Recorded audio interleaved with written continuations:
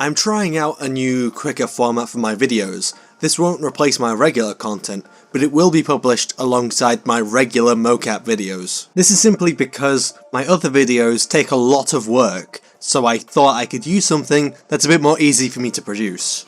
So on the 6th of August, I saw this tweet, and this was my first exposure to the horrific Frankenstein monstrosity called Paula. I never heard of Paula before this tweet, and it seems like no one else did either, but somehow she's got this massive following, nearly 1 million subscribers, and this is kind of strange, because mostly everyone is just taking the piss out of her, even in her own music videos. Hidden talent, bro. Keep it hidden. But to get this many subscribers, surely there has to be someone who enjoys her content. But looking far and wide, her community is basically a barren landscape, and her content is just terrible. So what's really going on here? Her content isn't Tommy Wiseau levels of bad, where it's so bad it's kind of hilarious. It's mostly just bad and forgettable. Look at the Bad Guy music video, where the animation is just terrible. And for half of the video she just stands there in front of a camera doing nothing, and it just cuts between the original Billie Eilish music video and Paula doing nothing.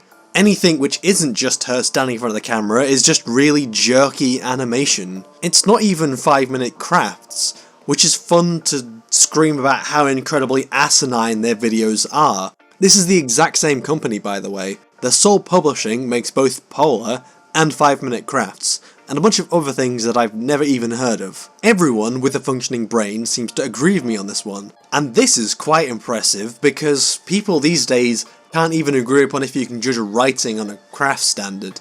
But it still leaves a big question hanging in the air. How the hell did she get this popular with no one seeming to unironically or even ironically like her? And why does nobody like her? I suppose that's two questions.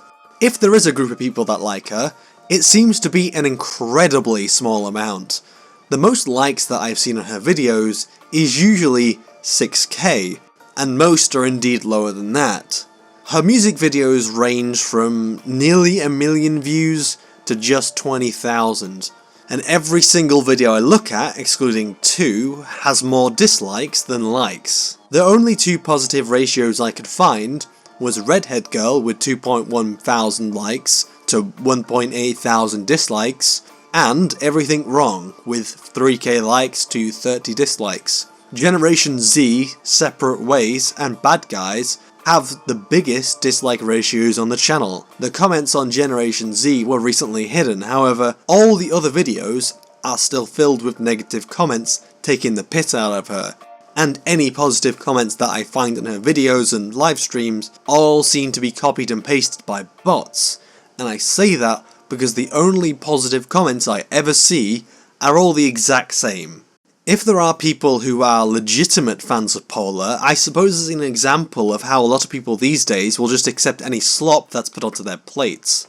As long as they have double D breasts, no organs, and wear a tube top, and have no expression on their face. She's promoted as being Metaverse, which should not be confused with Facebook's dystopian nightmare Metaverse. The label of Metaverse is confusing and a rather meaningless label. It doesn't have an exact meaning, which is why it's kind of became a buzzword, but the word originates in the fictional idea of the internet being a single universe, primarily through virtual reality. The term was coined in the 1992 novel Snow Crash, and simply put, it's pretty much like Ready Player One.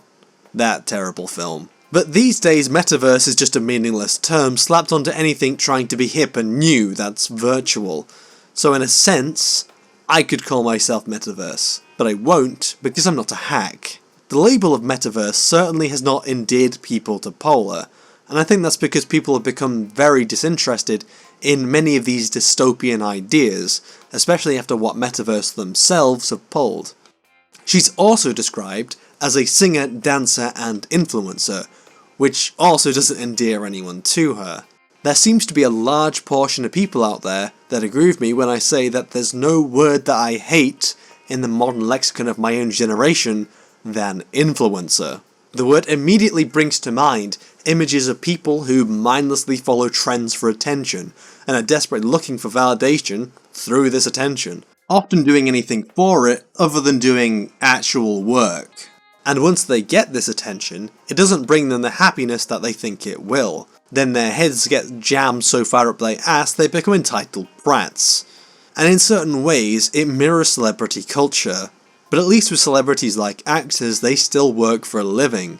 It also, in some ways, mirrors YouTube celebrity culture. But at least on YouTube, it's far more bearable, because most YouTubers still have to put effort into their videos, and the people who don't often start to lose relevance. But then, all it takes to become an influencer is to post bikini pictures on your Instagram, or put some half-naked video of you dancing on TikTok, and suddenly you've got a ton of simps, followers, who will constantly do nothing but praise you for doing nothing but getting half-naked. And I've always really hated TikTok for being the worst of both worlds of Twitter and YouTube. You've got the low effort, not thought through content of Twitter, while having the fame-seeking nature of YouTubers. And it really shows how degenerate the platform really is. The fact that all Paula does on TikTok is trying to follow trends shows that she's really just a sheep like the rest of them. And as I stated earlier, Paula is created by the Soul Publishing, the same people behind 5 Minute Crafts. Content I can only describe as the visualization of a brain aneurysm and someone having a mental breakdown all rolled into one sausage roll. The Salt Publishing is the most boomer generation Z you can get. With Paula, it's just wrapped in what looks like a cheap Xbox Live avatar with tits, and without a mouth. I assume they thought it would look unique and current, but I think it looks rather creepy. There's just a natural instinct in me not to trust anyone who's hiding their face behind a mask. You can tell why they've done it. It's because they don't want to have to do facial animations. Well, even I've done that. But I'm like one guy in a mocap suit most of the time. Facial animation, or facial mocap, takes time, and I solved my problem with a helmet, out like a space marine while she looks like she's about to try and rob me. And this is made by a company making music videos. You can't tell me that they couldn't at least do facial animations. Hell, even I can rig a face and do facial animations. They couldn't even animate eyes. She's just got this dead expression on her face all the time. Any fans of Paula probably never noticed that she doesn't pull any expressions, because their eyes are probably lingering on something else. Paula is just generalized and flanderized Gen Z trends, sterilized down and blended together by people who are trying to be hip with the kids, with a budget tighter than a nun's kegs. Every detail of Paula is so generic, fabricated and fake. There's no depth or personality to her at all. It wasn't about creating something new. It was about trying to shallowly appeal to my generation by copying other trends. You might say that of course she's fabricated. What do you expect? She's a 3D character. And you're not wrong. But for years now there have been YouTubers who have hidden behind avatars, even 3D avatars like myself. But despite that we all use fabricated exteriors, and that you never see our faces, there's still a personality behind the mask. It either represents a better or more exaggerated version of themselves, but it is a personality nonetheless. VTubing is another example, a way for a personality to shine, even if it's just playing a character. So it is possible. But whoever was designing Paula didn't realise that people didn't just like the trend of virtual avatars for the sake of personal avatars, it was the personality behind them that people liked. The avatar was just a bonus. Again, it's just plain old flanderization. And as I said, no creative vision, it's all made by boomers copying what will think to make them popular, so they can monetize it. They couldn't even spare the budget for making it actually look good. Even the creators admit that they're just going with the flow, letting the audience make Paula, but that's just the corporate speak for saying they're just doing what they think will make them popular. But I call this not having a creative backbone. It's a bit like in modern art, where they give it as little substance as possible so that people can project whatever they want to onto the piece. But let's look at her bio. They think I should live a normal life, do normal things just like everyone else. They want me to follow their stupid rules, but I'm much more than that. And no one can stop me from dancing. Oh, how rebellious. I am Polar, and I love to create songs in future pop style. My favorite artists are Don Diablo, Ariana Grande, Olivia Rodrigo, and Marshmello. I hope I'll perform on stage with them really soon.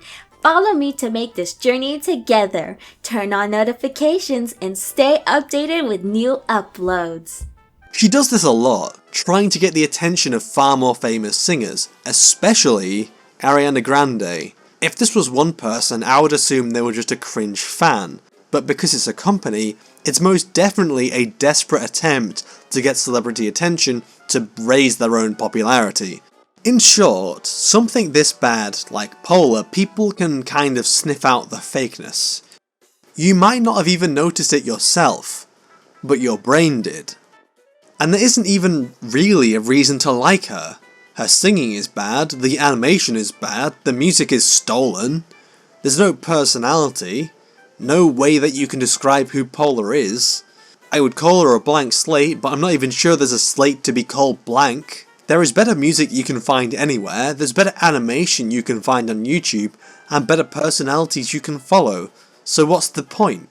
She's a budget Hatsune and everyone knows it. I also want to point out that I didn't even know who Hatsune was until Eerie the Ghost pointed it out to me. So that's all kind of the reason why no one likes her. And what's the lesson to be learned here? What's the theme of the video? The theme is, corporations are creatively bankrupt, and should hire artists to make something rather than just making tick boxes, and should not be giving creative control to hacks. The end.